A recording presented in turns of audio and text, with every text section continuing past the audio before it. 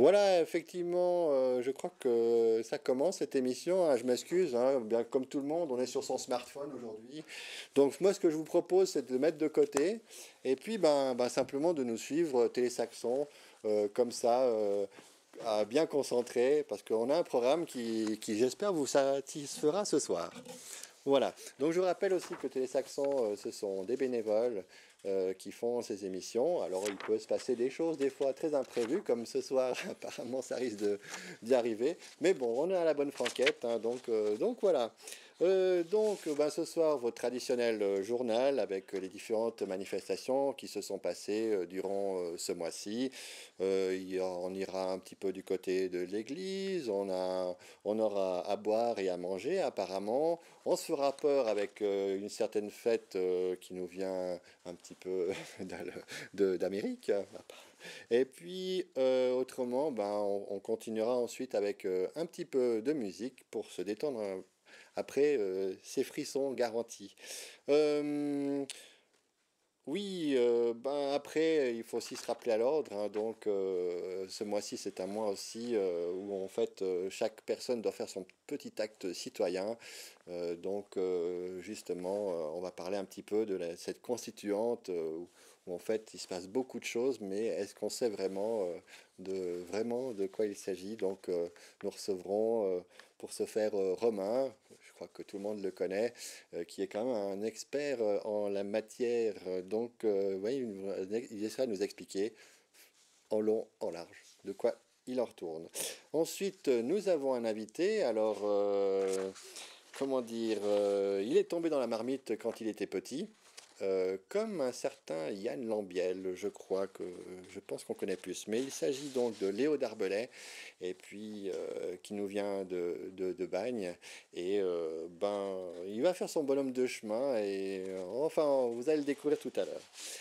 Ensuite, on va finir bien sûr notre émission comme traditionnellement avec la rétrospective, la séquence préparée par Georges Gillot. Donc, nous commençons peut-être par le premier sujet, parce que je crois que la régie s'impatiente. Il s'agit en fait de la confirmation qui s'est tenue il y a de cela une semaine, on va dire. Et donc, Télésaxon était là. À cette occasion, une occasion particulière, parce qu'effectivement, ça faisait 8 ans qu'une confirmation ne s'était plus présentée ici à Saxon. Donc, des images ramenées par votre serviteur, et c'est tout de suite maintenant.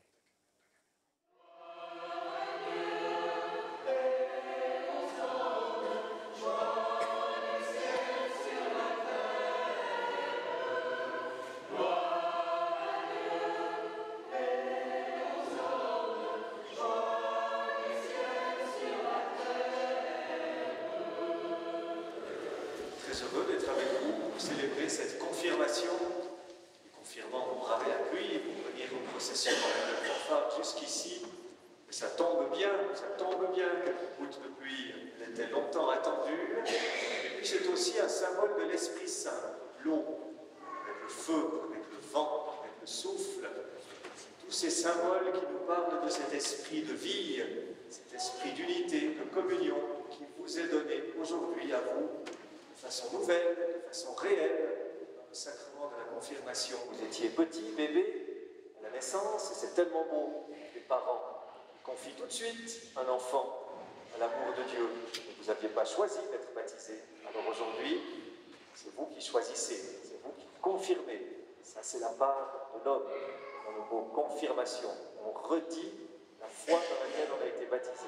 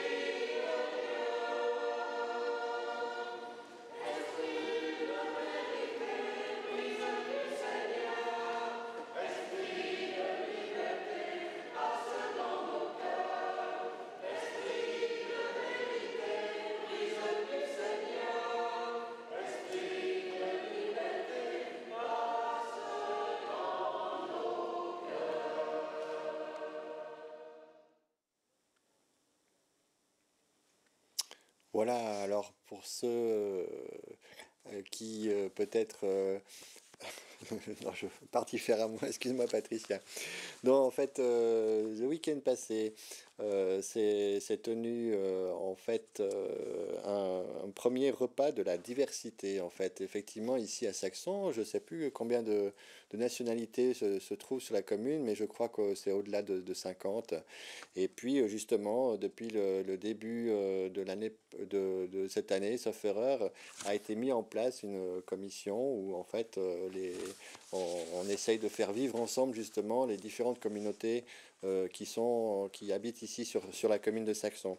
Et puis ben, là, c'était un petit peu l'occasion de partager un petit peu, comment dire, cette expérience à travers justement une expérience culinaire et qui a été mise en place justement par la commission donc d'intégration nouvellement créée.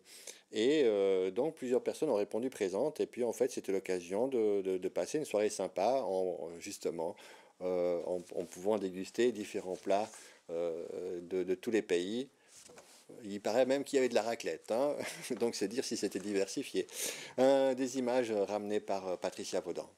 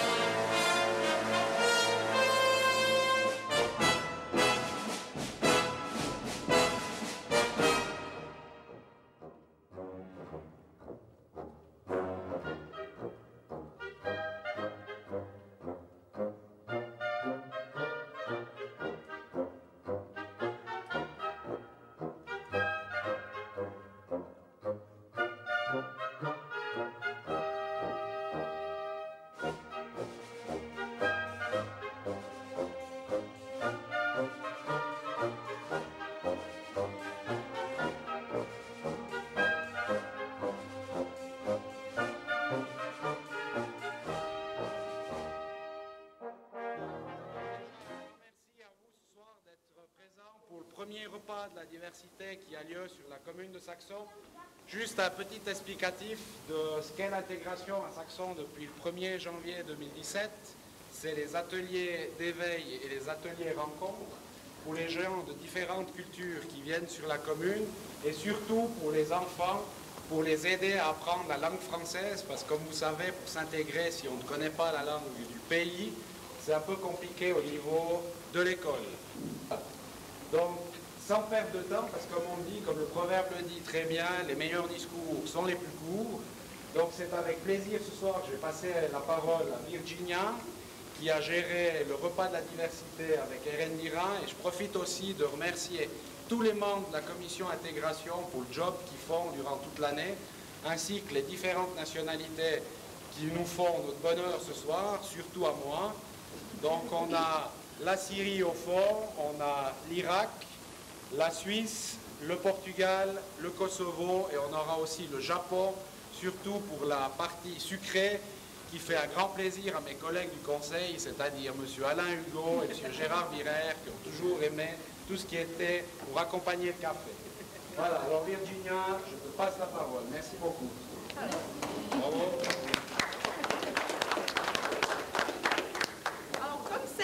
Ont déjà pris le ticket à la caisse.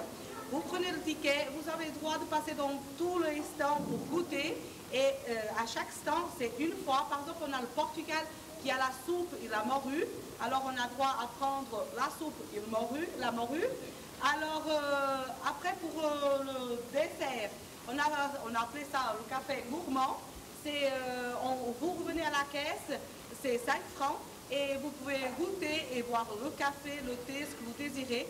Si vous ne voulez pas le dessert, il y a aussi le prix sur le dessert. Et je pense que j'ai rien oublié. En tout cas, merci à tous qui ont fait à manger. On espère, c'est la première fois, on espère que tout se passe bien. On espère que ce ne soit pas la dernière. Et merci à tous.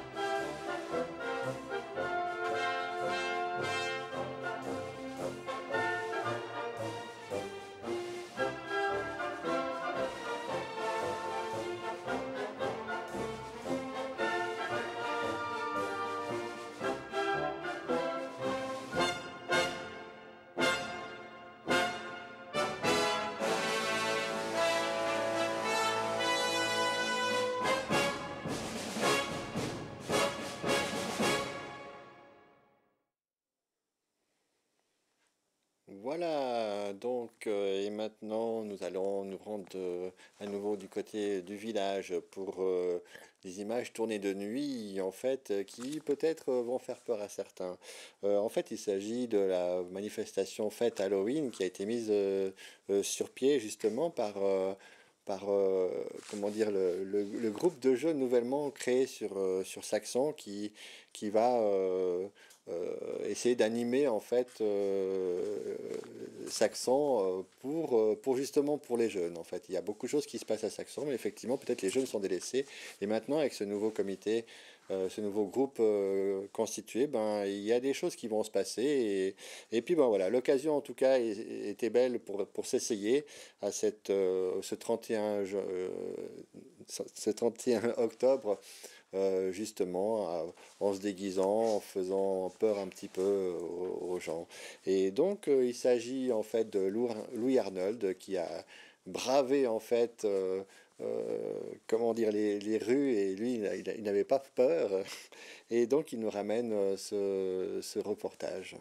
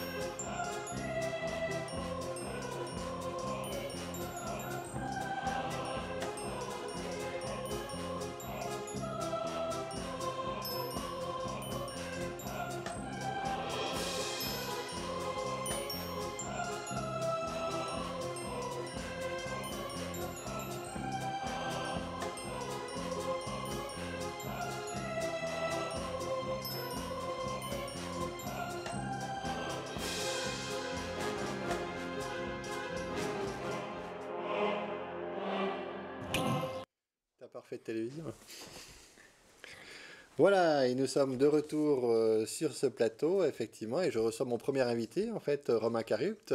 Bonsoir Romain. Bonsoir Steve. C'est sympa de venir nous trouver. Avec plaisir. Hein, longtemps plus vu, comme ouais, on dit. Le studio a changé. Hein. Exactement, bah, on essaye Très de s'améliorer, enfin, quoique c'est pas facile. Hein.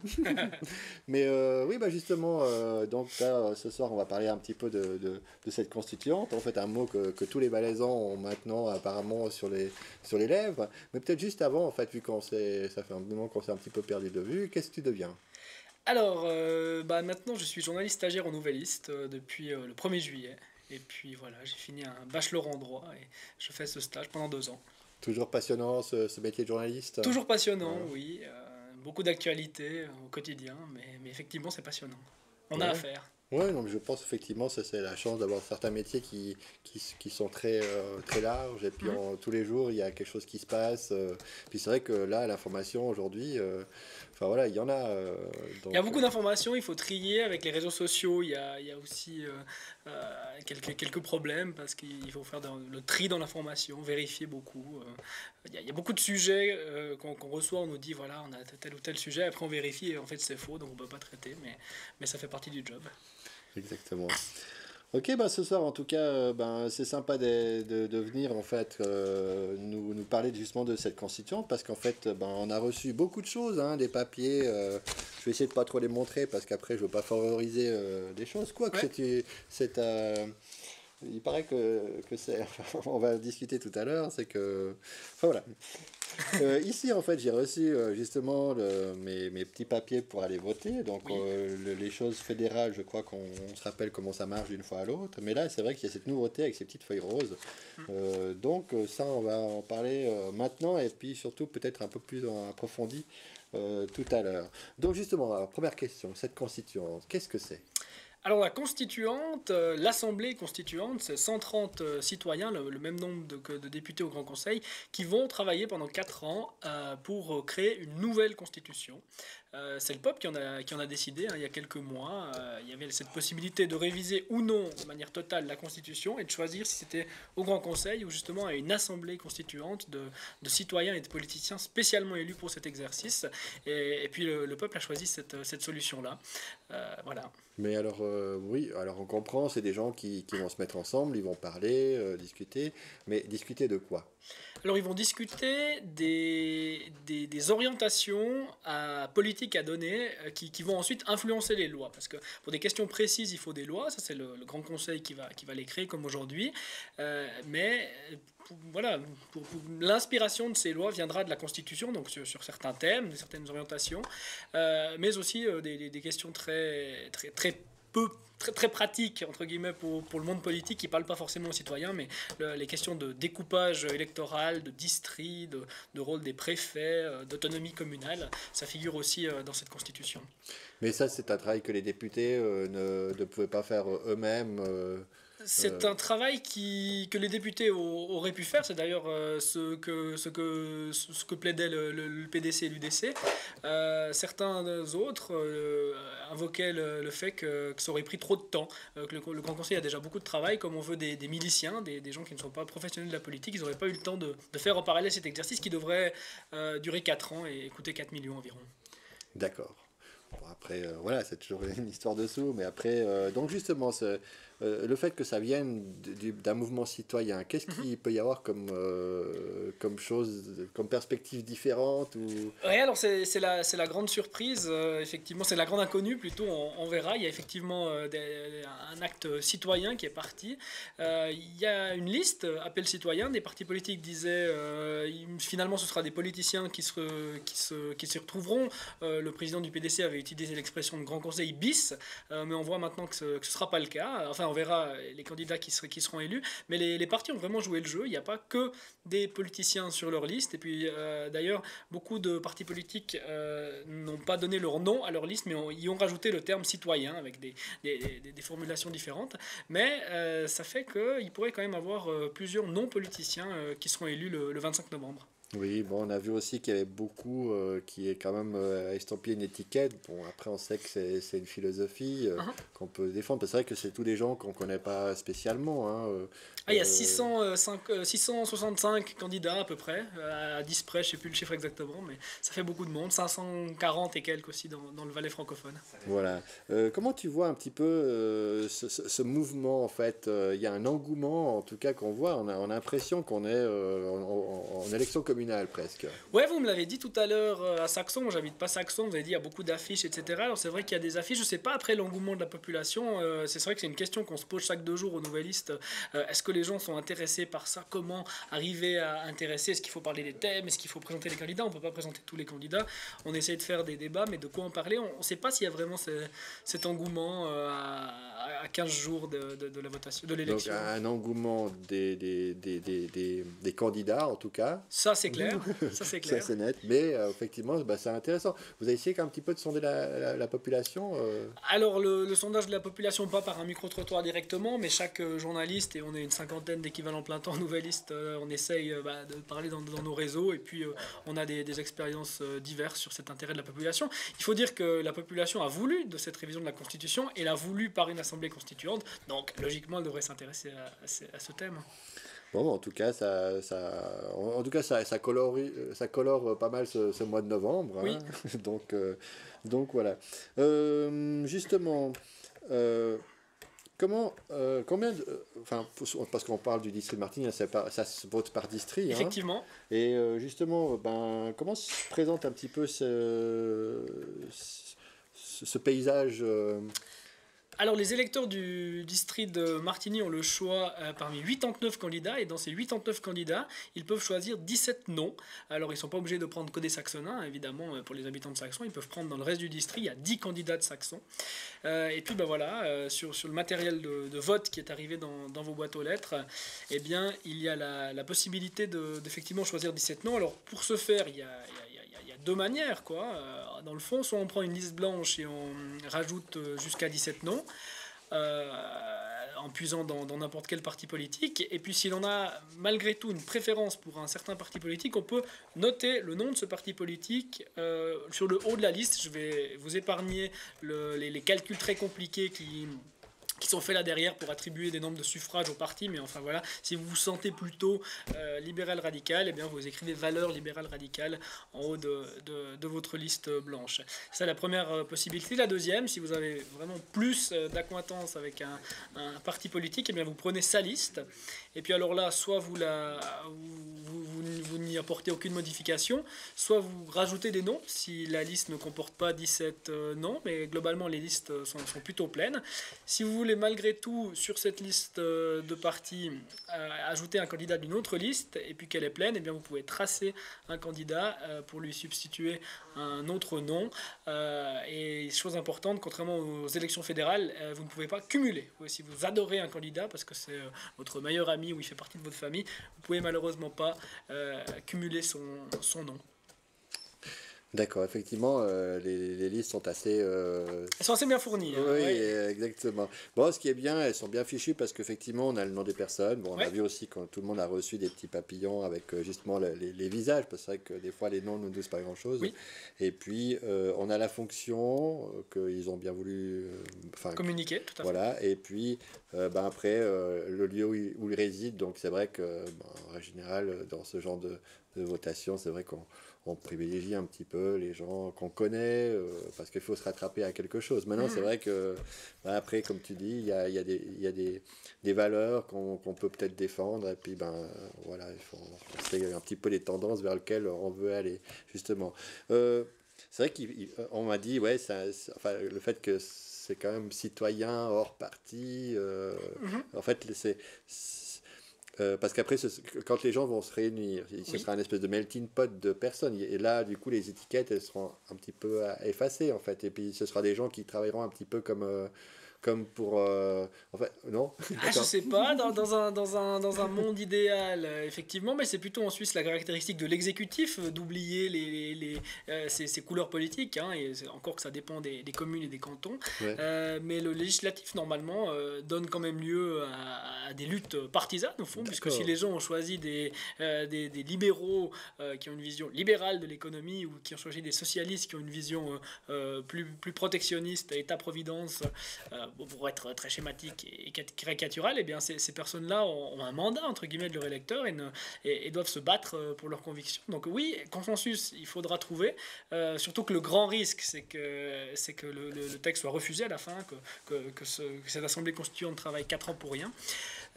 Mais non, je pense que les partis politiques auront un rôle. Du reste, l'UDC a communiqué aujourd'hui sa constitution. Elle a déjà écrit une constitution. D'autres partis ont aussi préparé certains points sur lesquels discuter. Donc non, l'exercice politique sera bien présent à mon avis. En tout cas, ça risque d'être 4 ans passionnants, en tout cas pour pour les citoyens et les journalistes. Espérons, oui. Il y aura probablement effectivement des thèmes qui vont se démarquer. On a déjà vu quelques thèmes fleurir. Faut-il conserver au nom de Dieu Tout-Puissant des débats de ce type-là. Ce sera la question du préambule, mais il y aura d'autres questions. Un conseil d'État à 5, 7 membres, un grand conseil à 100, 130, 60 députés, séparer le Valais en Haut-Valais et Valais francophone, faire 2 demi-cantons. Enfin, il y a plein d'idées qui germent, et puis il faudra voir, quoi. Mmh. En tout cas, et toi, enfin, comme ça, quand ton ressenti, enfin, tu vois comment un petit peu cette finale, enfin, dans le sens... C'est dur à dire comment ça va se dérouler parce qu'on ne sait pas encore quel parti sortira gagnant ou quel mouvement. On verra le score d'appel citoyen. Personne ne se risque encore vraiment au pronostic aujourd'hui puisque effectivement il y a cette incertitude du fait d'appel citoyen. Actuellement sur le district de Martigny, il y a 6 PLR, 5 PDC, 3 UDC et 3 représentants de la gauche. Alors chaque parti dit qu'il essaye de conserver cette représentation-là pour la constituante, mais il y a appel citoyen et je crois que le principe d'appel citoyen séduit la majorité des gens. On entend rarement des gens pester contre appel citoyen, sauf s'ils sont dans des partis politiques. En tout cas, merci beaucoup pour ces informations. Je pense qu'on a déjà pas mal discuté. Donc, pour vraiment voter juste, parce qu'en fait, déjà, d'aller voter, c'est bien. Oui. Mais effectivement, de pouvoir voter de la bonne manière, c'est mieux, parce que c'est vrai que si l'acte que l'on fait n'est pas considéré, c'est un petit peu bête. Donc, on peut se renseigner où, en fait? Donc, il y a tout qui est noté ici dans comment s'y prendre. Il y a la brochure, oui. Et puis, est-ce qu'il y a d'autres endroits où peut-être, parce que c'est vrai que c'est du texte, hein, j'imagine aussi qu'il y a des gens qui sont un petit peu maintenant âgés. Alors j'ai vu effectivement des fois ils mettent sur des sites web d'informations comment voter. Est-ce que tu as éventuellement des sites d'informations où aller consulter ou... Alors je promets aux téléspectateurs qu'on n'avait pas préparé cette question, mais il y a le Nouvelliste qui a fait un supplément spécial constituante, beaucoup de travail qui a été mis là derrière et qui explique effectivement cela. Donc le supplément a été envoyé il y a déjà 2-3 semaines dans vos boîtes aux lettres, mais vous pouvez le retrouver sur internet. Dans la partie supplément du Nouvelliste. Et puis là, on a effectivement la bobine de tous les candidats, leur parti, d'où ils viennent. Et puis, il y a aussi une petite animation comment voter. Il n'y a pas de petite animation comment voter. Je ne sais pas si ça existe pour la constituante. Peut-être que les partis vont sortir ce genre de vidéo. Ça, c'est vrai qu'on le voit de plus en plus sur les objets fédéraux. J'ai pas connaissance, mais peut-être que ça existe, oui. Moi, on m'a dit aussi, alors juste comme ça, une dernière chose, c'est effectivement, hein, c'est marqué en français, c'est marqué en allemand, comment voter, mais il n'y a pas d'autres langues. Il n'y a pas d'autres langues, ouais, effectivement. Donc, justement, quelqu'un me disait, ah, mais il faut bien expliquer comment faire pour voter, parce que... Oui. Voilà, mais bon, après, voilà. Oui, les documents administratifs, c'est vrai que les langues officielles de l'administration cantonale sont le français et l'allemand. Certaines communes, notamment j'ai en tête Grimizua, traduisent certains documents officiels en portugais et dans d'autres langues.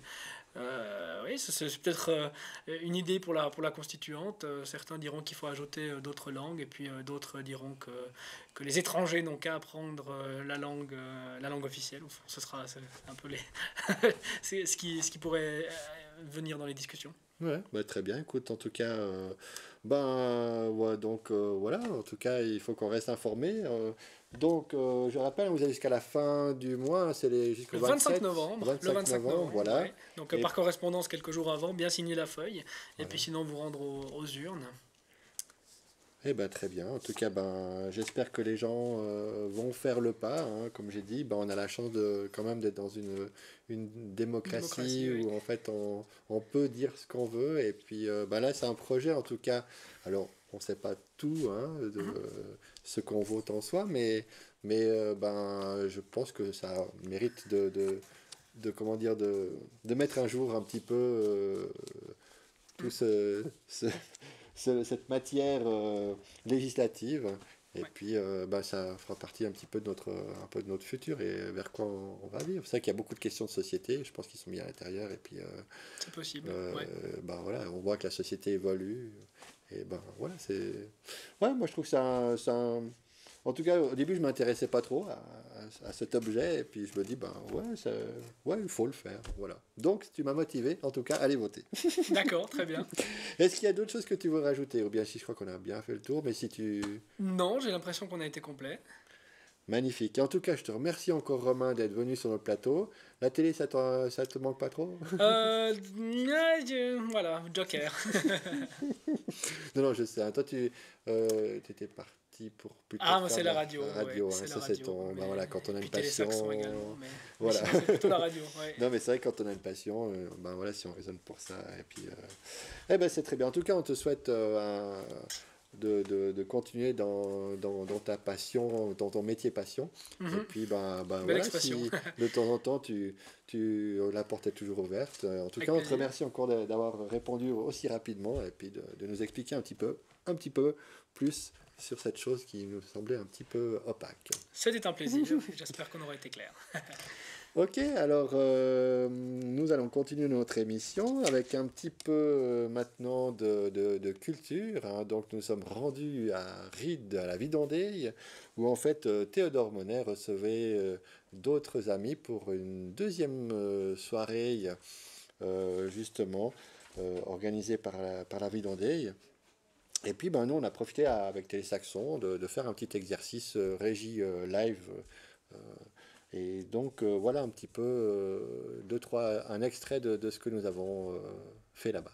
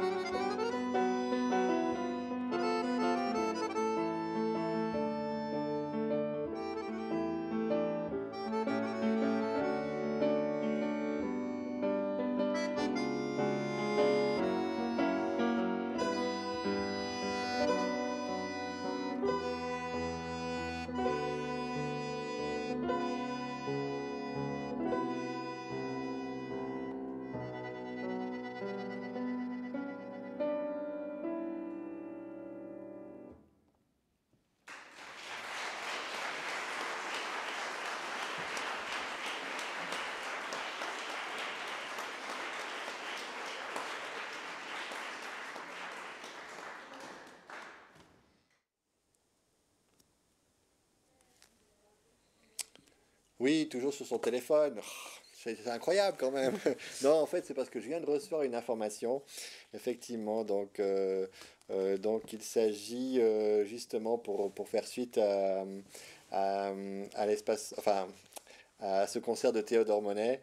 Effectivement, c'est que l'administration communale, en collaboration avec l'espace Consonance, organise donc un concert pour toute la population de Saxon. Un concert se fera gratuit. En tout cas, il faut s'inscrire à la commune, hein. Je lis encore ici, désolé, c'est comme ça la technique. Donc il s'agit du vendredi 30 novembre 2018 à 20 heures. Donc vendredi 30 novembre, donc avec les artistes suivants. Théodore Monet, bien sûr, de Saxon que tout le monde connaît, un champion du monde d'accordéon. Lionel Monet, de Saxon aussi, premier prix international de Rotterdam notamment, et Cédric Pralon, qui était là dans la soirée qu'on a enregistrée à la Vidandée. Donc Cédric Pralon, qui est champion suisse de percussion. Alors, effectivement, une belle soirée en perspective. Donc, réservation. Alors je vois maintenant, réservation par SMS, alors je le note ici, 079 247 65 61. Mais de toute façon, ces informations vont suivre sur notre câble au texte. Alors je pense que vous avez certainement vu qu'à côté de moi, il y a une personne qui a pris place. Donc il s'agit de Léo Darbelay. Bonsoir Léo. Bonsoir. Écoute, on est content de te recevoir ici. C'est un plaisir partagé. Est-ce que tu peux nous dire déjà d'où tu viens? Parce que toi, tu viens pas de Saxon. On le voit ici qu'il y a beaucoup de Saxons. Mais... Non, et puis j'ai vu qu'au début de l'émission, tu avais mentionné le fait que je viens de Bagne. Voilà. Mais Lide, c'est de l'autre côté. C'est en Entremont. Voilà. Ça se fait souvent, ce petit détail-là, cette petite faute, mais c'est juste pour préciser. Oui, mais je savais qu'en le disant, je faisais faux et c'est pour ça que je savais que tu allais me rectifier. Non, alors, tip top. Alors oui, de Lide, qui se trouve vers le Saint-Bernard. D'accord. Alors, moi, un jour, j'ai reçu un téléphone, on m'a dit, oui, il faut on aimerait filmer un jeune là, qui fait un spectacle, et puis il nous faut une caméra. Et puis bon, on a dit, nous, à Télé Saxon, ici, on prête pas de caméra, mais par contre, j'ai un petit peu de temps, je viens volontiers, comme ça. Alors que je te connaissais pas du tout, ni d'elle ni d'avant. Et puis, là, j'ai appris à te connaître un petit peu ton équipe, et puis, voilà, j'ai trouvé qu'il y avait... J'ai dit, waouh, ça c'est un jeune qui a envie, et puis voilà, en tout cas, j'ai déjà passé un bon moment. Oui, ça m'a fait plaisir. Et puis on s'est fait, voilà, ça a été une belle rencontre. Et puis alors justement, il faut que tu nous dises un petit peu de quoi il s'agissait ce spectacle. Alors, toi, tu fais quoi? Moi, donc, j'ai découvert, en fait, je suis artiste imitateur. Je dis artiste imitateur parce que je fais pas que des imitations, je fais aussi un peu d'humour. C'est là c'est la différence avec peut-être les autres imitateurs comme Yann Lambiel qui lui fait de l'humour avec ses imitations, la même chose avec Laurent Gérard et Canteloup. Et je fais pas non plus que des imitations comme chantées comme frère Grégorio, qui lui fait vraiment des imitations chantées et fait de l'humour avec ses imitations chantées. Moi, je fais des imitations chantées et de l'humour que je rassemble en tout, le tout pour faire un spectacle. Et c'est à cette occasion que tu avais vu mon spectacle. C'était au Théâtre de l'Alambic, pour la dernière de mon premier spectacle que j'avais donné au Théâtre de l'Alambic à Martigny. On avait tourné, moi je l'ai lancé en septembre 2015, et puis on l'a tourné 2 ans avec. On a fait plus de 60 représentations, donc on était vraiment contents. Quand je dis on, je parle de mon équipe, parce qu'il y a toute une équipe autour. Il y a quand même des techniciens, il y a aussi la metteuse en scène, l'œil extérieur, ma famille. Donc on était vraiment contents, on a bien tourné avec ce spectacle qui s'appelait En haut de l'affiche. Voilà, justement, ça tombe bien que tu me dises En haut de l'affiche, parce que justement, je me suis dit, tous ces jeunes comme ça qui ont la passion de se dire, tiens, j'aimerais être en haut de l'affiche un jour. Mais c'est vrai que c'est un long parcours et beaucoup de travail. Et justement, souvent, quand on commence à faire un spectacle, on parle. Enfin, disons qu'il y a souvent les gens reprennent cette chanson. En haut de l'affiche. Voilà, je serai en haut de l'affiche. Alors je crois que justement, je me suis dit, on va peut-être passer un extrait parce que j'avais ton spectacle et je me suis dit, tiens, qu'est-ce que je pourrais mettre comme extrait? Et je me suis dit aussi, parce qu'il y a un grand monsieur qui est décédé dernièrement, et je me dis, voilà, je pense qu'il a fait une des plus belles chansons. Bien sûr, en tout cas pour les artistes. C'est clair. Puis on va comme ça, on va aussi connaître un petit peu toi sur la scène, voilà, et ton univers. Donc je demande à la régie d'envoyer notre premier extrait.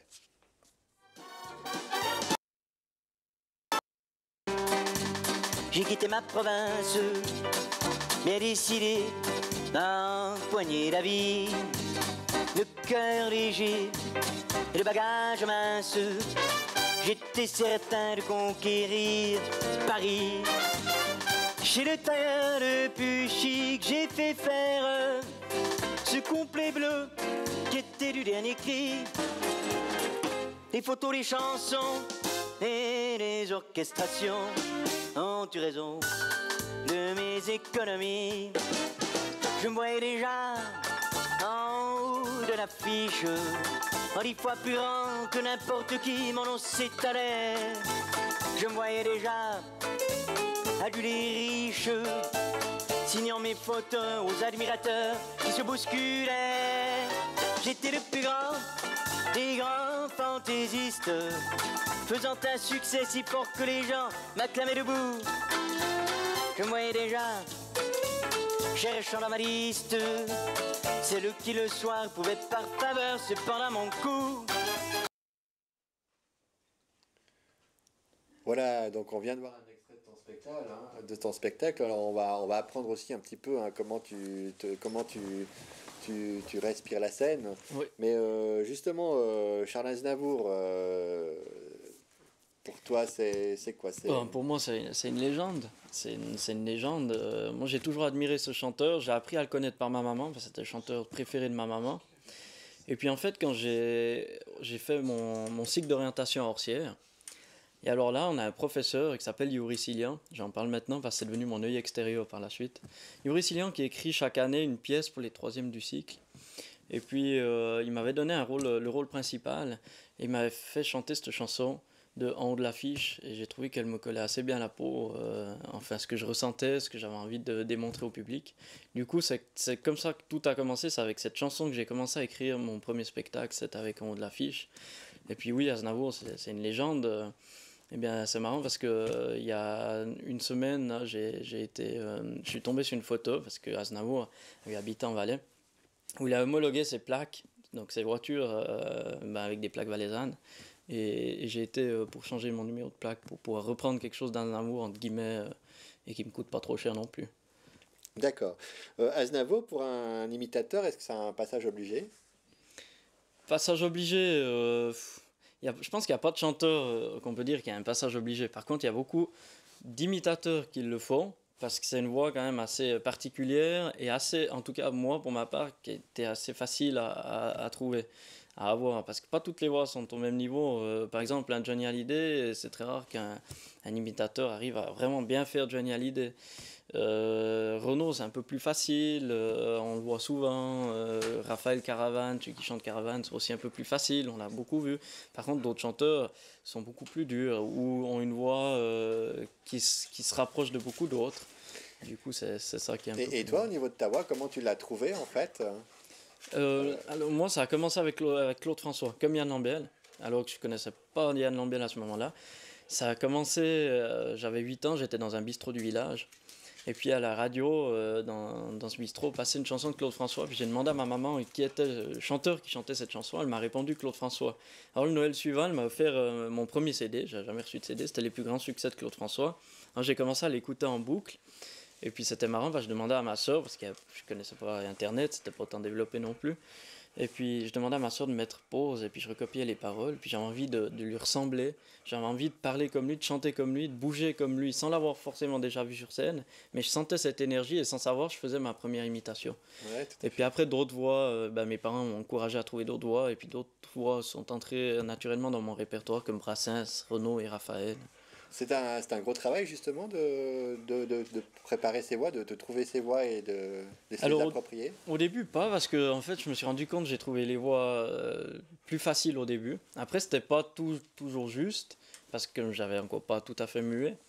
Mais j'essaie de me rapprocher le plus possible. Par contre, il y a des chanteurs maintenant que j'essaye de faire où il faut vraiment travailler. Comme Ray Charles, il m'a fallu un moment pour l'avoir. Mais d'une fois que je l'ai eu, je l'ai bien senti. Et puis là, j'arrive à faire corps avec. Parce que l'imitation, il n'y a pas que la voix, il y a aussi la gestuelle. Et c'est même, je dirais, le 60% d'un imitateur, c'est dans l'observation de la gestuelle. Et après, c'est la voix. On peut faire, par exemple, je fais Jacques Brel. Je trouve personnellement que c'est pas du tout peut-être la même voix, mais avec la gestuelle, les gens arrivent à se projeter, et ça, c'est important. Écoute, ouais, très bien. Et alors, oui. Ah, toi, en fait, tu as dit que c'était une envie en fait, c'est une passion, ou bien si c'est une envie Bah, de la scène, en fait, je sais pas C'est une comment envie, dire, mais ouais, c'est une envie, je dirais que c'est une envie. c'est une envie. C'est une envie parce que depuis tout petit, je me rappelle pas avoir eu envie de faire autre chose. J'ai pas eu envie tout d'un coup de faire. Bon, j'ai eu envie de faire curé et de la politique par après, mais c'est toujours le contact avec le public. Après, ça a vite changé. Mais j'ai toujours eu cette envie d'aller devant les gens et de parler. Alors que dans la vie, c'est bizarre parce que je suis quelqu'un d'assez timide et réservé. Et sur scène, on me dit assez que je suis un autre bonhomme. Donc je pense que c'est vraiment c'est quelque chose que j'ai en moi. Mhm. Voilà.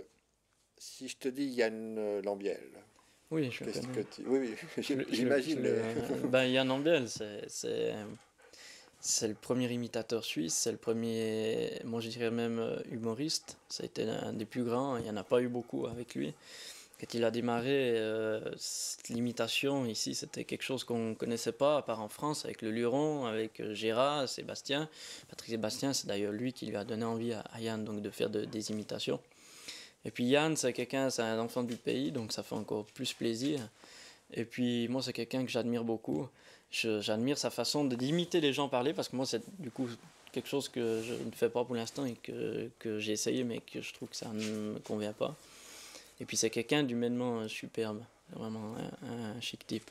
Ouais, je voulais faire une transition parce qu'en fait j'avais préparé un petit extrait parce qu'en fait c'est vrai que bah, nous on était là un petit peu aussi à ses débuts, hein. C'est Ouais. quelqu'un qui nous a approchés un petit peu comme toi Mhm. dans ta démarche et qui dit bah voilà, moi j'ai besoin d'images parce que c'est vrai qu'aujourd'hui enfin et voilà, il a déjà cette vision. En tout cas on a participé à 2-3 tournages qui étaient assez sympas, et c'est vrai qu'il est chaque fois arrivé avec quelque chose bien en tête. Ouais. Et pour nous c'était aussi une belle expérience. Mais justement je profite parce qu'on a aussi des images qui sont un petit peu de ses premiers spectacles qu'il a fait. Alors, du coup, c'est quelque chose, pas dire qui est inédit, mais c'est vrai que c'est un petit extrait, une petite dédicace qu'on avait fait à l'époque avec Yann Lambiel. Et je sais qu'il a eu ces images il y a pas très longtemps, et c'était un spectacle. Alors, Jim Hill, qu'il n'a pas beaucoup joué parce que justement, ben, c'était le passage entre enfin, c'était le début de sa notoriété, Ouais. on va dire. Et du coup, c'est un spectacle qu'il a créé. De toute pièce, c'est un peu de ses débuts à l'intérieur, mais qu'il n'a pas Ouais, joué. Bon, après, voilà, par la suite. il y a eu enfin, après, Après, c'est c'était- comment dire, il a saisi des bonnes opportunités, mais voilà, c'est pour lui, hein, je pense, un petit moment sympathique. Enfin, comme ça, Oui. moi, je te profite de te faire plaisir, Ben, en avec nous faisant plaisir. plaisir avec cet extrait de Yann Lambiel dans son spectacle Jim Hit. Avec plaisir.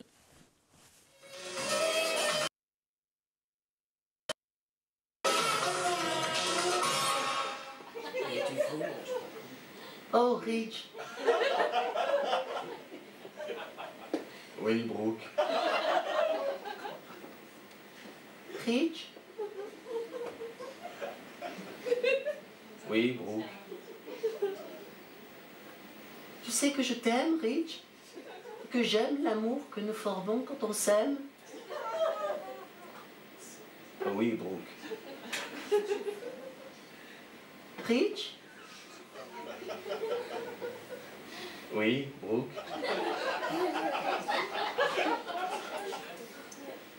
je suis enceinte, Rich.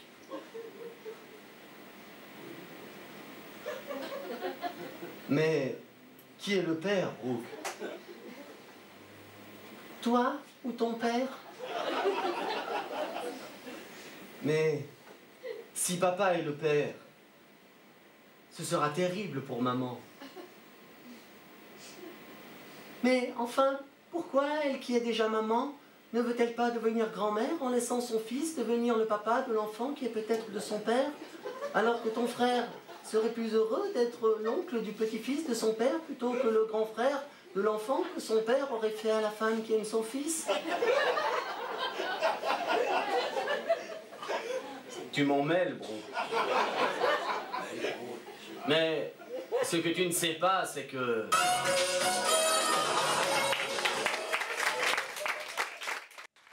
Voilà, je crois qu'on l'a reconnu, hein, top Oui. modèle. une petite version, une petite parodie assez sympathique. Donc il avait fait un spectacle aussi qui partait dans tous les sens, mais c'était beaucoup la télévision qui l'animait. Et donc voilà, c'était un moment sympathique qu'on avait eu, puis je voulais profiter de le diffuser ce soir. Toi, ton premier spectacle, justement, bon, là tu finis, tu tournes une page parce que tu arrives gentiment, enfin tu grandis et tu arrives maintenant en deuxième, dans ton deuxième spectacle, on va parler tout à l'heure, mais justement, ton premier spectacle, comment ça a été cette aventure? Alors, j'ai de nouveau rencontré Yuri Silian par la suite, donc j'ai fini mon cycle d'orientation. Après, j'ai fait un apprentissage parce que c'était un peu la condition. Mes parents ont quand même voulu, ce que je peux comprendre, avoir un CFC. Donc, j'ai fait l'apprentissage d'agent d'information documentaire à la médiathèque à Martigny. Et puis, durant cet apprentissage, j'ai commencé toujours à tourner. Depuis mes 11 ans, j'ai donné mon premier souper de soutien avec des chansons, mais je faisais les imitations un peu les unes après les autres, avec un lecteur CD, tout simple, vraiment très, très simple. J'avais demandé à un copain, on avait acheté une table de régie et puis une petite sono. Et puis, ce copain qui me suit toujours, Robin Lation d'ailleurs. Et puis, donc, on a commencé à faire des petites soirées privées. Et puis, le cycle d'orientation d'Orsières m'avait demandé d'animer le dernier jour du cycle pour les jeunes. Donc, j'avais été. À la fin, Yuri m'a dit, écoute, c'est super ce que tu fais, mais maintenant, il faut que tu trouves un fil rouge. Il faut que tu écrives quelque chose, que tu ailles plus loin. Alors, j'ai dit oui, je vais y réfléchir. Et je suis parti 6 mois en Angleterre, à Brighton. Et c'est pendant cette période-là, en fait, c'est marrant, vu que j'étais loin de tout le monde, j'étais loin de la langue française, j'avais besoin d'écrire en français. J'avais besoin de me retrouver avec la langue française. Alors, j'ai naturellement écrit mes sketchs là-bas en Angleterre et je les envoyais par mail à Yuri, qui est devenu mon œil extérieur, qui lui les corrigeait un peu de syntaxe, un peu d'idées aussi qu'il apportait. Et c'est comme ça qu'on a construit le spectacle. Et on s'est revu après mon séjour linguistique et puis on l'a présenté à Leeds, c'était le 25 septembre 2015. Alors un spectacle comme ça, jouer en fait son bébé, pour l'offrir comme ça au public, qu'est-ce que ça... Ah, c'était fantastique, moi je m'attendais pas déjà parce que on a lancé les réservations 2 semaines avant et le mardi de la semaine là c'était déjà plein, il y avait déjà 360 personnes qui s'étaient inscrites. Donc je sentais qu'il y avait un engouement aussi. Et ce qui était marrant, c'était beaucoup de gens qui étaient hors Leeds. C'était des gens qui venaient d'Orsières, de Saint-Manché, parce qu'on avait tourné justement dans ces petites animations privées avant. Alors on en a refait une le 1er avril pour pouvoir offrir une date aux gens de Leeds. Et là, il y a Yann Lambiel qui est venu justement voir. J'ai envoyé une invitation et il a répondu positivement. Et puis là, donc, j'ai fait la deuxième fois en public sur Leeds. Et puis après, je suis descendu avec ce spectacle. Et on a beaucoup tourné en privé avec, justement. Est-ce que... Alors, oui, moi, en ayant vu ton spectacle, disons que moi, j'ai trouvé... Comme tu disais, hein, c'est pas seulement l'imitation, Oui. c'est un spectacle d'humour, mais je trouve ça part vraiment dans tous les sens, c'est 1h50, quelque chose comme ça. 1h50. Et je me suis dit, parce que c'est un petit bonhomme, hein, t'es pas très grand, et il court comme ça, il prend la scène, mais c'est incroyable quand même. Alors, la scène alambique est assez, comment dire, très large, et puis... je te voyais passer d'un côté comme ça et puis tu fais pas de pause quasiment, hein, je crois. Il y a un moment donné où tu enfiles un petit bol de thé froid de ta maman, je crois. Oui. On sait même pas ce qu'elle a mis dedans. Ça, mais on va dire c'est le grand secret, ça. Voilà, c'est un secret familial, mais en tout cas, tu as une sacrée présence sur scène. Et puis, moi j'avais dit, tiens, effectivement, il faut réussir à tenir. Et je pense que tu arrives à transmettre toute cette passion et toute cette envie en fait qui t'anime. Est-ce que tu peux nous raconter 2-3 petites anecdotes que tu as vécues Alors oui, en fait j'ai écrit un des sketchs que j'ai écrit dans mon premier spectacle. C'est sur les rencontres que j'ai fait là-bas avec un japonais du nom de Cookie et d'un coréen que j'ai décidé d'inviter chez moi pendant les vacances de Noël. Alors c'était quelque chose à Leeds de voir 2 personnes de genre asiatique. Il y avait les gens, on les regardait vraiment un peu bizarrement, tu vois. Et puis je les ai amenés les voir chez ma grand-maman. Et dans le spectacle, je fais une seule voix imitée, même dans mon deuxième spectacle, c'est la grand-maman. Et alors, elle n'en revenait pas. Elle disait, oh, c'est quoi ces bougres des Chinois? Elle disait, tu vois, pour elle, elle avait l'impression qu'ils allaient se faire envahir par les jaunes. On leur a beaucoup dit ça, entre guillemets, quand ils étaient jeunes. Du coup, de les voir en vrai, ça a été quelque chose. Et puis, je devais les amener au Grand Saint-Bernard. Ça faisait un moment que je leur parlais du Grand Saint-Bernard. Je leur disais que c'était le paradis, qu'ils allaient avoir de l'air pur. Et je me suis complètement trompé de chemin. Moi qui viens de là, qui ne peut pas me tromper de chemin normalement, j'ai fini à Barasson, donc j'ai filé tout droit au lieu de filer à droite. Et là, ça a été quelque chose, ça a été un peu la honte de ma vie. Oui, mais alors, moi, enfin, dans le spectacle, en tout cas, c'est vrai que... On s'y retrouve bien. Voilà, exactement. Écoute, moi, je propose qu'on voie un deuxième extrait. Alors, j'avais hésité justement à cette partie-là, mais je me suis dit, il faut que les gens... alors, je sais pas si tu rejoues des fois la numéro 1, ou bien des fois si tu reprends des extraits, mais c'est vrai que moi, j'aimais bien cette partie-là. Oui, c'était celle qui faisait peut-être au niveau humour le plus rigoler. Oui. Je pense que ça marchait bien. Ouais. Alors là, on va te voir. Alors, justement, il me semble que c'était dans la période un petit peu London. Ouais. Et puis... et puis tu parlais justement de Jacques Brel tout à l'heure et ben voilà, enfin, oui. Comme tu disais, hein, je suis perfectible dans plein de choses, etc. Enfin, tu disais pour la voix, oui. Mais pour moi, il me semble que tu habitais le personnage et puis franchement, ça me donnait la chair de poule. Ouais. Alors pour ça, j'ai choisi ce petit bout d'extrait. C'est sympa. Voilà, si la régie peut choisir pour nous envoyer ça. Merci. Et après, il y avait l'école. Alors l'école, c'était impressionnant le nombre de nationalités différentes qu'il y avait. Entre les Italiens, les Français, les Suisses. Nous, les Suisses, on n'est pas trop dur à reconnaître. Hein. Toujours les mains dans les poches, le porte-monnaie derrière. Pas du tout l'air touriste, tu sais. Pas s'étonner qu'ils croient qu'on a trop d'argent de mettre le porte-monnaie derrière. Qu'est-ce qu'il y avait encore? Il y avait des Espagnols, des Arabes. Alors, ce qu'il y a de bien avec les Arabes, c'est que tu disais Mohamed, t'étais sûr une fois sur deux de tomber sur le banc. Et je vous jure que c'est vrai. On avait 4 Arabes dans la classe, il y en avait 3 qui s'appelaient Mohamed. Et le dernier s'appelait Mahmoud. Qu'est-ce qu'il y avait encore? Il y avait des Polonais, il y avait des Chinois. Ah non, c'est pas vrai, il n'y avait aucun Chinois. C'était ou des Coréens ou des Japonais. C'est vrai que nous, dès qu'on voit quelqu'un qui a les yeux bridés, on dit « Oh, les Chinois ». Mais c'est faux, c'est des cultures totalement différentes. Et moi aussi, au début, je croyais que les Asiatiques, ils étaient petits, ils mangeaient que du riz et qu'ils ne tenaient pas l'alcool. Mais mes préjugés sont vite tombés quand j'ai rencontré Cookie, un copain japonais. Alors que moi, Cookie, au début, ça m'a fait bizarre.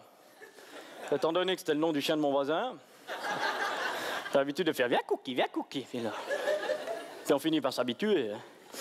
Pour vous faire une petite description physique de Cookie, le type, il faisait 1m85, il était fin comme un fil de fer, et puis tout ce qu'il buvait, le type, il buvait la bière, mais comme du sirop. Moi, la première fois que je suis sorti, j'ai dit « Ouais, je vais lui monter comment on boit en Valais. » Eh ben, je me suis vite retrouvé sous la table. Déjà que les tables en Angleterre, elles sont hautes, donc c'était pas trop dur. Enfin, le soir-là, j'avais quand même assez bu pour chanter une à l'open micro du pub. Ce qui veut dire karaoké chez nous.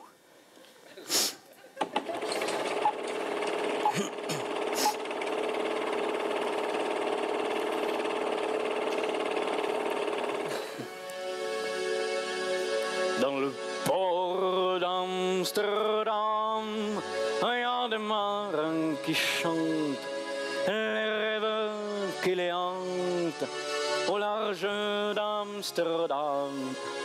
Dans le port d'Amsterdam, il y a des marins qui dorment, comme des oriflammes, le long des berges mornes. Mais dans le port d'Amsterdam, il y a des marins qui meurent, pleins de bière et de drames, aux premières lueurs. Mais dans le port d'Amsterdam, il y a des marins qui naissent dans la chaleur épaisse des longueurs océans. Dans le port d'Amsterdam, il y a des marins qui mangent sur des nappes trop blanches des poissons ruisselants. Ils vous montrent des dents à croquer la fortune, à décroisser la lune, à bouffer des haubans. Et ça sent la morue jusque dans le cœur des frites que leur grosse main vite à revenir dans plus, puis se lèvent en riant dans un bruit de tempête, referment leurs braillettes et sortent en rotant dans le port d'Amsterdam. Et y en a marins qui dansent en se frottant la panse sur la panse des femmes. Et ils tournent et ils dansent comme des soleils crachés dans le son déchiré d'un accordéon rance. Ils se tordent le cou pour mieux s'entendre rire jusqu'à ce que tout à coup l'accordéon expire. Alors le chante grave, alors le regard fier, ils ramènent leur batave jusqu'en pleine lumière. Dans le port d'Amsterdam, il y a des marins qui boivent, et qui boivent, et qui reboivent, et qui reboivent encore, et ils boivent à la santé des putains d'Amsterdam, d'Hambourg ou d'ailleurs. Enfin, ils boivent aux l'âme qui leur donne leur joli corps, qui leur donne leur vertu pour une pièce en or. Et quand ils ont bien bu, se plantent les nez au ciel, se mouchent dans les étoiles, et une pisse comme je pleure sur les femmes infidèles dans le port d'Amsterdam, dans le port d'Amsterdam.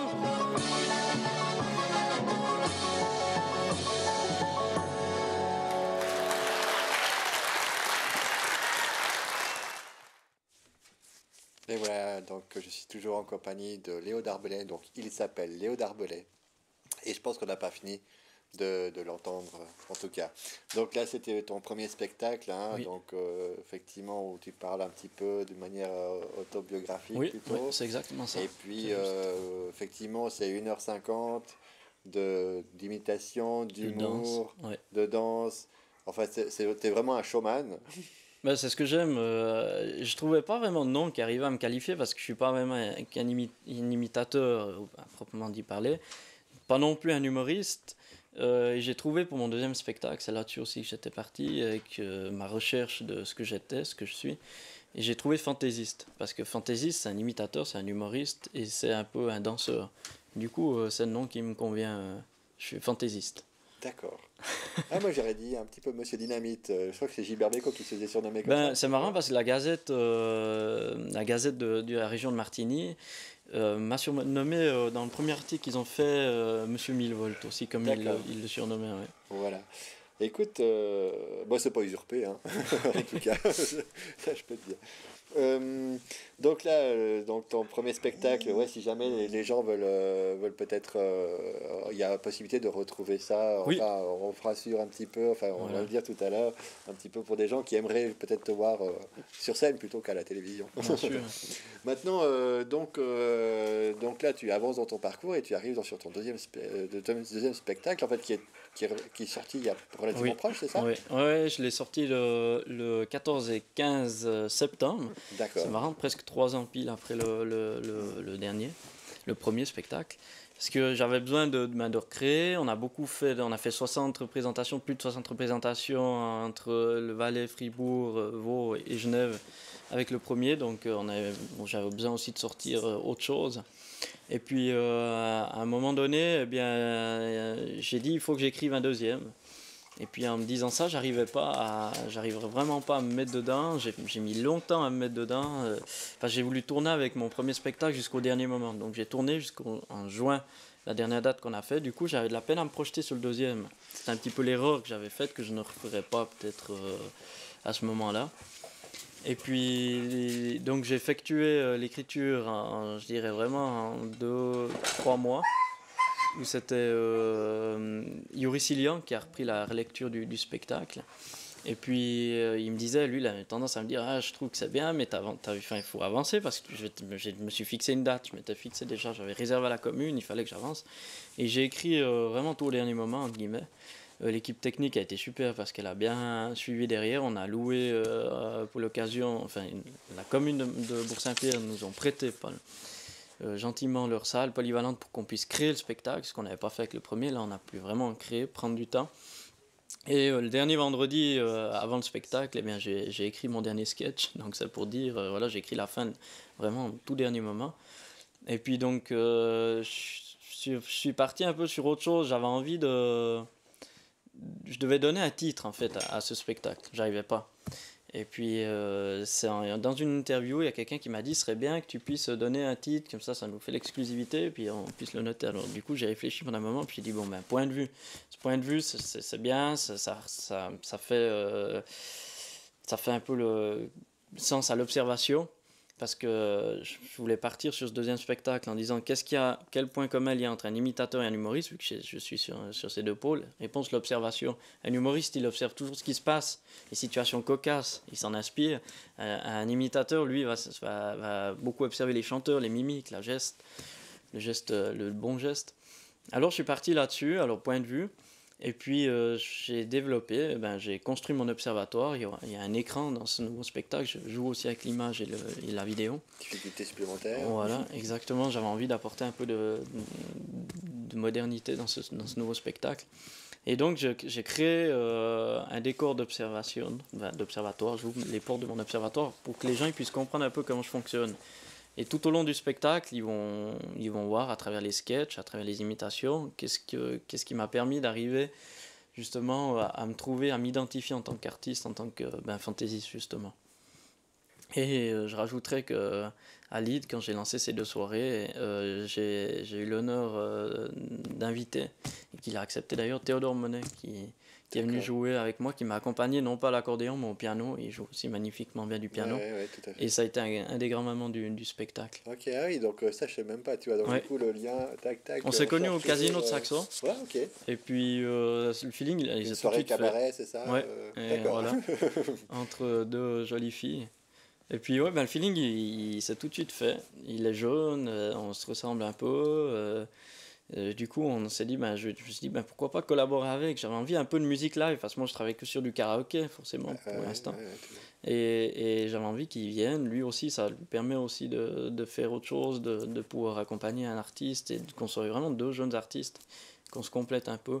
Et ça a été une expérience fabuleuse.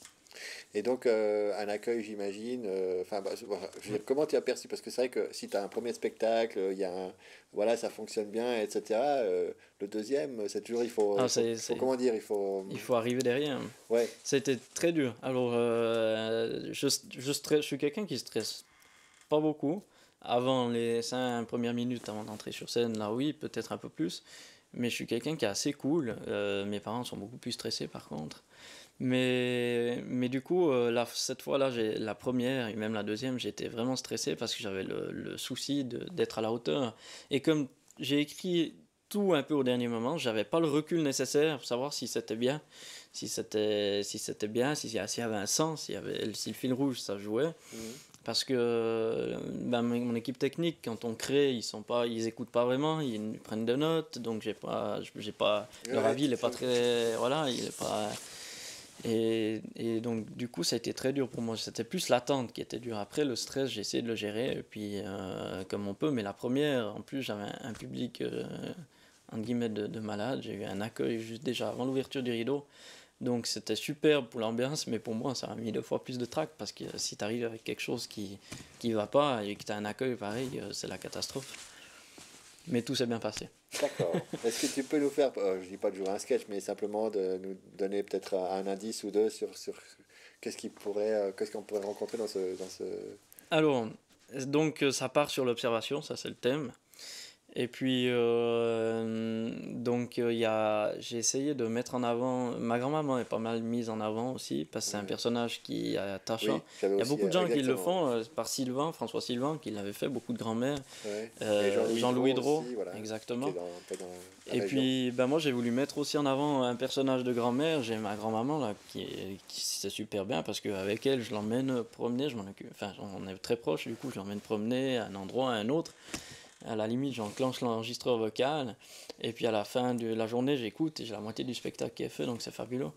Donc il y aura beaucoup de la grand-mère. J'ai parlé un peu de ma protection civile aussi, avec des observations que j'ai faites. Il y a vraiment plein de choses. Il y a des imitations. J'ai voulu faire une séquence émotion où il y a vraiment un peu plus que des imitations à un moment donné, où il y a Théodore qui m'accompagne au piano. Et puis après, il y a une conclusion, il y a aussi il y a des rencontres, il y a une conclusion au spectacle. Donc, peut-être une énergie plus canalisée, Alors ça, oui, exactement. Voilà. Je bouge beaucoup moins, je danse un peu, mais je danse moins. Déjà, bon, parce que ça me demandait énormément. Même Bon, là, puis tu prends de l'âge aussi. Oui, ouais, c'est sûr. Mais j'aimais bien donner, mais là, c'est différent. J'aime bien être posé et puis pour vraiment profiter. Je dis pas qu'avant, je profitais pas, mais je me donnais vraiment à fond. Du coup, j'avais plus trop la notion. Et les gens, le premier commentaire qui est ressorti, c'est que je suis beaucoup plus posé, j'arrive à plus les prendre, encore plus les prendre. Alors ça a été un commentaire très positif parce que moi, je m'en suis pas rendu compte forcément. Je savais que j'étais plus tranquille, mais je savais pas que ça dégageait une grande énergie que ça. Donc ça, c'est une nouveauté que j'exploite maintenant avec plaisir. Et toi, ton terreau, c'est vraiment la scène, ou bien s'il y a d'autres médias ou d'autres choses qui t'intéressent? J'ai vu que tu avais essayé une capsule, par exemple, sur Internet avec Canal 9, par exemple. Oui, alors là, j'ai fait, j'aimerais bien, la radio, ça m'intéresserait assez. Faire des chroniques humoristiques, vu que je fais pas que de l'imitation. Si tu peux ouvrir ton champ, oui, tu avec plaisir. Ouais. D'accord. Écoute, et puis là, maintenant, tu joues ton spectacle, un petit peu, tu as des dates un petit peu comme ça on a fait une date là, à Orsières, pour les forces motrices récemment, donc dans du privé, parce qu'il faut savoir que moi j'écris mon spectacle en forme de sketch, pour que dans les animations privées, qu'on tourne quand même, c'est 85% de nos dates, c'est des animations privées, qu'on puisse en fait le produire en plusieurs parties. Parce que ça, c'est vraiment, les gens sont friands. C'est-à-dire, on fait 20 minutes, 15-20 minutes avant l'entrée ou après l'entrée, et puis 15-20 minutes après, et après les desserts, pour lancer un peu la soirée. Donc ça, c'est une formule entreprise, j'appelle ça une formule entreprise. Ça dure 1 heure de temps en tout, les gens aiment bien, il y a beaucoup de musique, justement, ça bouge quand même un peu, et il y a un peu de danse et un peu d'humour. Donc on n'a jamais eu de retour négatif là-dessus. Et c'est vraiment les soupers de soutien, soupers d'entreprise, ces choses-là, on est vraiment ouvert. On est aussi ouvert au théâtre. Dans le premier, c'était plus difficile parce qu'on n'était pas très connus. Donc l'équipe, je dis toujours on, mais je parle de l'équipe. Voilà, ils préfèrent prendre quand même des grands noms pour faire remplir les salles, ce que je comprends tout à fait, parce que c'est pas très facile, c'est pas un milieu facile. Oui. Mais on cherche des petites salles de théâtre, donc pour se produire, pour venir jouer notre spectacle. C'est vraiment avec plaisir, des petites salles de théâtre, il n'y a aucun problème. Là, je lance un appel parce que pour nous, ce serait important de le jouer aussi en entier, parce que là, on doit toujours organiser nous-mêmes tout en entier avec les risques financiers qu'il y a derrière. C'est pour ça que j'ai monté une production. Et c'est vraiment, c'est lourd, on doit faire la publicité, les démarches, et c'est quelque chose d'assez lourd. Donc le but, c'est de pouvoir tourner un peu dans les théâtres et dans les animations privées. Et donc là, alors pour ta communication, où les gens peuvent te trouver en fait, s'ils ont envie de venir, alors soit dans les entreprises, oui. Bon, il faut faire partie de l'entreprise, mais est-ce que justement il y a, comment tu peux communiquer avec les gens qui aimeraient justement assister à des spectacles? Au temps actuel, on a les réseaux sociaux, donc j'ai une page Facebook, Léo Darbelay, j'ai aussi un compte Instagram. Et un site internet, un site internet qui est là où on a quand même le plus de demandes. C'est leodarbelay.com tout simplement. Et là, il y a toutes les infos, il y a aussi les infos techniques, les fiches techniques, les contrats, et il y a de la documentation qui parle du nouveau spectacle où les entreprises peuvent se rendre compte si ça peut plaire à leurs hôtes ou non. Hein. Et des soupers de soutien aussi, on fait, il n'y a aucun problème. On a du plaisir à tourner. Et on est une bonne équipe, et à chaque fois, sur les privés, on est chaque fois 3, un au son, un à la lumière, plus un lumière vidéo, maintenant vu qu'on a la vidéo, et on a à chaque fois du plaisir, quoi. C'est vraiment top. Et en Valais, on a une grande chance, c'est le bouche à oreille, parce que moi, j'ai tourné que pratiquement au bouche à oreille. C'est là que ça nous a amené aussi à Fribourg, à Vaud et à Genève, c'est le bouche à oreille qui a fait ça. Ouais, je me rappelle quand j'étais au spectacle, le premier, une dame disait « Ah, mais ça, il faut qu'ils viennent, on a une salle à Genève, etc. Ouais. Donc j'ai trouvé, je dis « Ah ouais, quand même !» C'est le bouche à oreille. On n'a jamais dû demander aux gens ou nous faire de la publicité, entre guillemets, d'aller contacter des gens pour des animations privées. On a toujours eu de la demande. On en a vraiment fait beaucoup là, avec le premier spectacle. Et ça s'est toujours bien passé, du coup on a eu un excellent bouche à oreille et ça c'est vraiment top. Le public c'est plus difficile parce que les théâtres c'est difficile pour eux et c'est difficile pour nous. Mais nous, on cherche vraiment des salles de théâtre. Donc, tu as déjà des dates comme ça, enfin, pas je dis pas dans le privé, mais dans les théâtres, un peu prochainement. Alors enfin, là, je suis en train 2019 2019, ouais. Je suis en train de travailler sur une date pour le printemps 2019. On essaie toujours de faire 2 dates publiques. Je n'ai encore pas la date précise, on ne sait encore pas trop le lieu, mais ce sera certainement encore en Entremont parce qu'on commence à Lille et on fait toujours une deuxième fois en Entremont, peut-être à Saint-Branché. Et après, on descend plutôt en plaine. D'accord, très bien. En tout cas, ben voilà. En tout cas, comme tu dis, point de vue, il faut rester, Oui, voilà, le il titre, faut rester ouais. connecté, ouvert, et puis ben voilà, si on a envie. En tout cas, moi, je me réjouis de venir voir Avec ton plaisir. spectacle, et puis ben, je vais faire comme tout le monde. Hein, on va regarder sur le site Mais oui. internet. Puis pour On ceux va qui- regarder un petit peu s'il y a des affiches aux alentours. Ben oui, puis pour ceux qui n'ont pas eu l'occasion de voir le premier, parce que pour l'instant je vais ne pas le rejouer, on l'a filmé comme tu l'as dit, Tout à tu fait, l'as ouais. filmé Voilà. au Théâtre de l'Alambic, il y a un DVD qui est en vente sur le site internet, donc n'hésitez pas, Oui, on ça a fera été superbement suivre, filmé. Donc, on fera suivre sur notre Voilà. canal d'Info Saxon. Donc il y aura toutes les informations, comme ça, si les gens. Avec En tout cas, plaisir. moi, ça me fait plaisir si ça peut faire plaisir aux gens aussi. Ben oui, et comme Noël approche, ça peut être un bon cadeau. Exactement. Non, en tout cas, tout à fait. Et puis alors, hop, j'avais encore un petit truc qui me vient de me sortir de la tête. Yops. Ah oui, mais je me disais, on a un casino à Saxon. Pourquoi pas? Oui. Non? Mais Est-ce que tu as des contacts un petit peu Je l'ai avec, fait. Ouais, on est en contact. Là, comme j'ai créé mon deuxième spectacle, j'avais un peu moins de temps, mais c'est là que j'ai connu Théodore parce qu'en fait, j'ai joué le même jour que lui a joué. D'accord, ok. J'avais fait un sketch que je fais souvent dans les soirées comme ça. Mais c'était ton spectacle, ton deuxième Ah, mon spectacle, de spectacle, oui, jouer ouais. à Saxon. En Pourquoi tout cas, pas, ouais. je lance un Ouais. pavé dans la mare, comme on Ouais, dit, ouais. s'il y a quelqu'un qui... Voilà, une Avec bouteille plaisir. à la mer. En tout cas, ben écoute, c'est sympa que tu sois venu nous voir. Et puis, ben, je pense, comme nous tous, hein, on te souhaite un plein succès. Et puis, ben... Enfin, ça se fait pas tout seul, hein, c'est clair. Non, Mais c'est en sûr. tout cas, je pense que tu as tout pour faire. Puis bon, après, il faut vivre aussi. Enfin, artiste, on sait quoi ce que c'est. Bien hein, sûr, c'est clair. de toute façon, il faut. Ah oui, il faut en tout cas toujours croire en ce qu'on veut faire. Après, pendant longtemps, on a dit qu'en Suisse, les artistes avaient peu d'avenir. Mais il faut se rappeler que tous ceux qui sont partis en France, la plupart, que ce soit Recrosio, que ce soit Marie-Thérèse Porchet, même François Sylvain, Yann Lambiel, ils sont tous revenus. Et je pense qu'on a vraiment des belles choses à faire en Suisse romande. Oui. Et qu'il y en a tellement maintenant partout que Il y a le syndrome ça n'a- aussi de la suicitude où en fait on dit ah mais nous on n'est pas. Et puis, Voilà. en fait ben non, on s'aperçoit que moi je me rappelle que Marie-Thérèse Porchet c'était un phénomène là-bas à Paris quand elle Oui. était partie. Exactement, ça a été vraiment quelque chose. Il y avait tous les grands noms qui sont venus la voir. Ouais. Et elle en est quand même. Il en est quand même revenu. Et je vois que je pense qu'on a vraiment de belles choses à faire en Suisse, qu'il n'y a aucun problème là-dessus. Ouais, quoi. tout à fait. Non, mais en tout cas, ben, plein succès à toi. Merci. Et puis 2, 3, 4, 10. Hein. Ben, avec plaisir. On demande que ça. Magnifique. Ok, en tout cas, alors grand merci. Et puis ben, à la toute prochaine. Merci Léo. Merci beaucoup à toute l'équipe. Alors nous, on va continuer notre petit programme. Alors apparemment, je vois l'image, c'est l'espace consonance qui apparemment pointe son bout du nez avec justement, parce qu'ici on a plein de sommités qui viennent à Saxon. Hein. Et donc Lionel Monet en fait recevait Béatrice Ballet, non Brigitte Ballet, pardon, excusez-moi.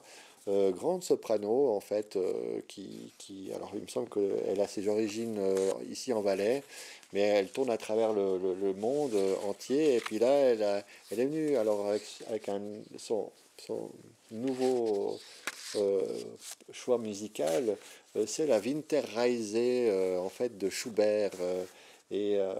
Voilà, alors justement c'est des poèmes sauf erreur de Müller qui sont que Schubert a mis en scène avec sa musique. Et puis c'est vrai que c'est la première fois je crois qu'il associait soprano et piano. En fait ça fait un mélange. Alors bien sûr c'est l'hiver, hein, Winterreise, donc le voyage d'hiver. C'était aussi alors c'est pas très joyeux, hein, je préviens tout de suite. Enfin, c'était aussi un petit peu sur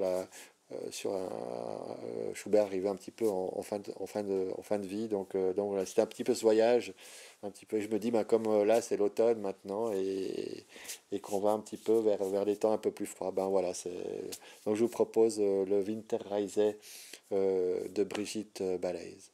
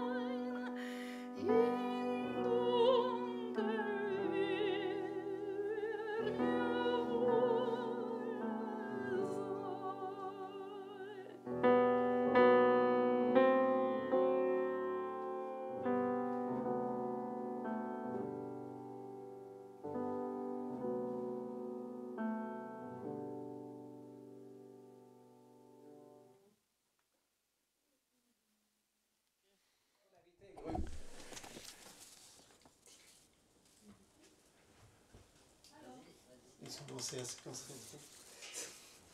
Hein, ils sont déjà lancés? Ah, ok. Ah non, c'est pas lancé, je vois que je suis à l'image. Apparemment. Alors, bah oui, bah c'est comme ça, Télésaction. J'ai dit qu'en fait, il y a 2-3 petites parties un petit peu impromptues. Ben voilà, ça, on a bien tenu jusqu'à présent, apparemment, mais l'équipe un petit peu devient fatiguée.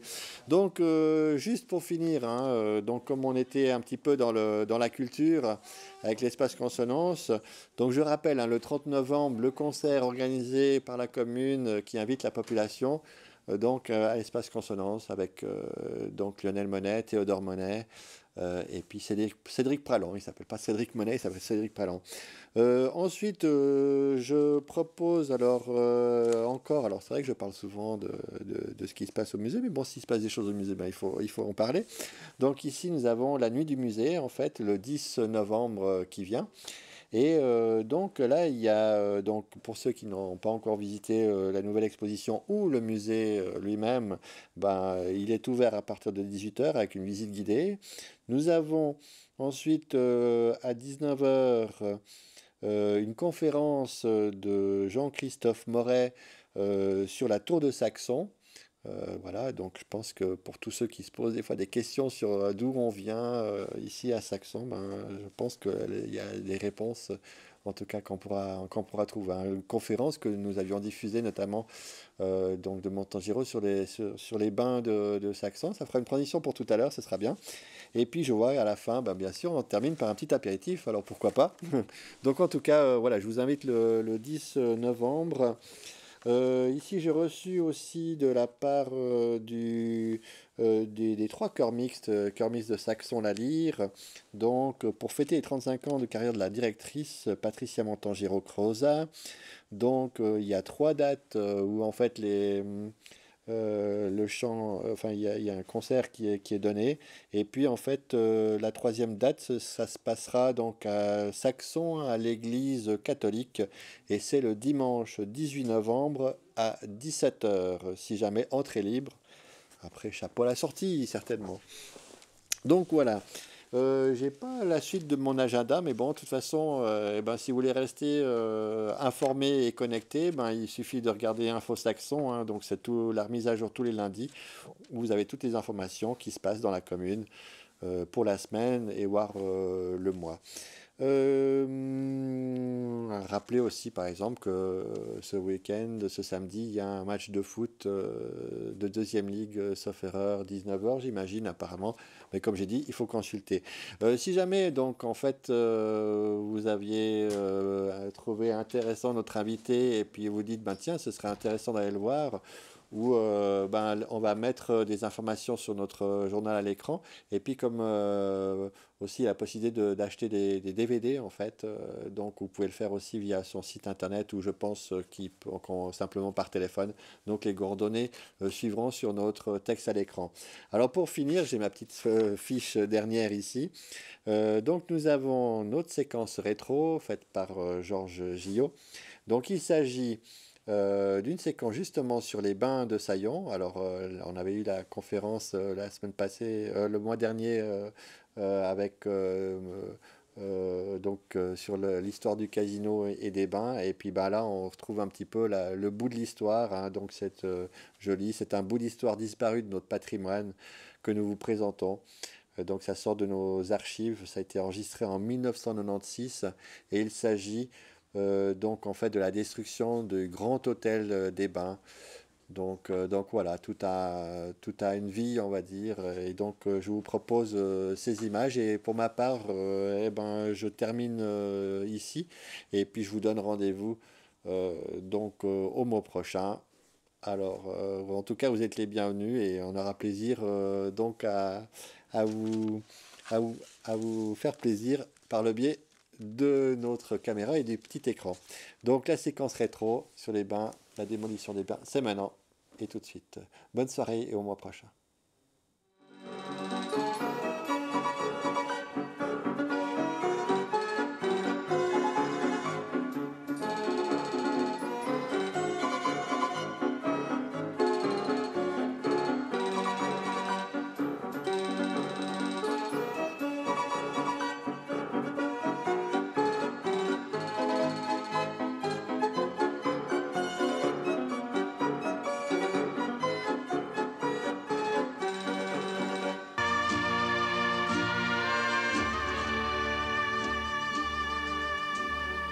En ce jour de juillet 1996, l'hôtel des Bains, nommé autrefois Grand Hôtel des Bains de Saxon, regarde pour une dernière fois en direction de la pierre à voir.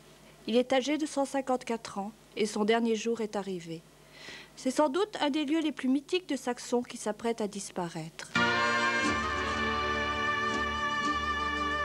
Le Grand Hôtel des Bains fut construit en 1842 par un certain docteur Cléva, auteur d'une des premières études sur les eaux bromo-iodurées de Saxon, qui avait décidé d'exploiter les dites eaux qui, selon lui, possédaient autant de vertus curatives que celles de Loèche-les-Bains.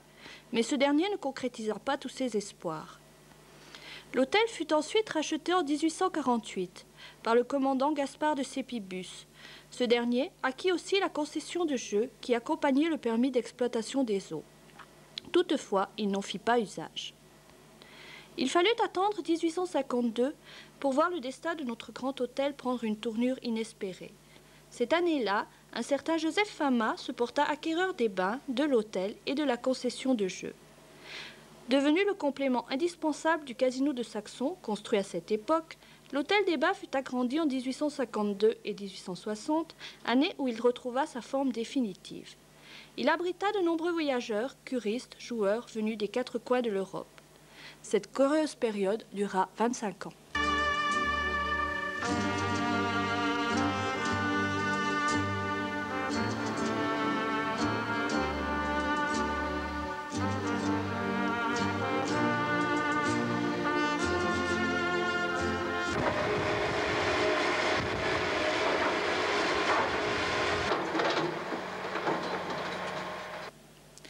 Le 31 décembre 1877, à minuit, le casino est fermé sur l'ordre de l'État du Valais. Dès lors, l'Hôtel des Bains perdra peu à peu son prestige international. Il abritera pourtant la première école des beaux-arts du canton du Valais, avant de devenir maison d'habitation.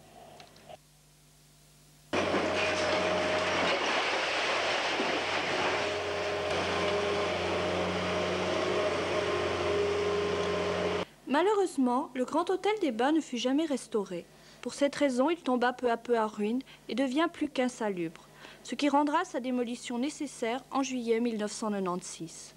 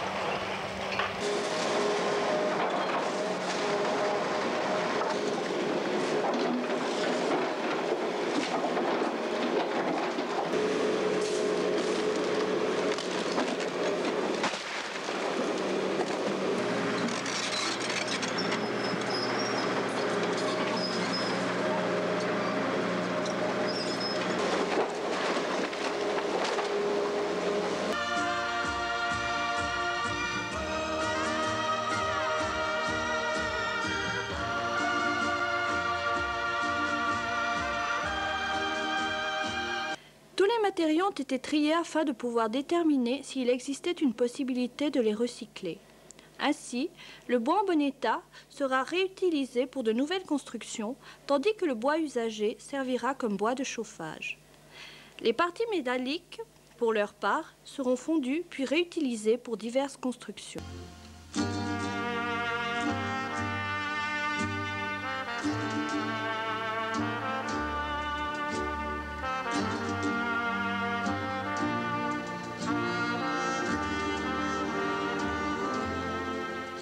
En ce jour de juillet, la Pierre à Voir regarde la plaine. Elle sait que jamais plus elle ne reverra le Grand Hôtel des Bains.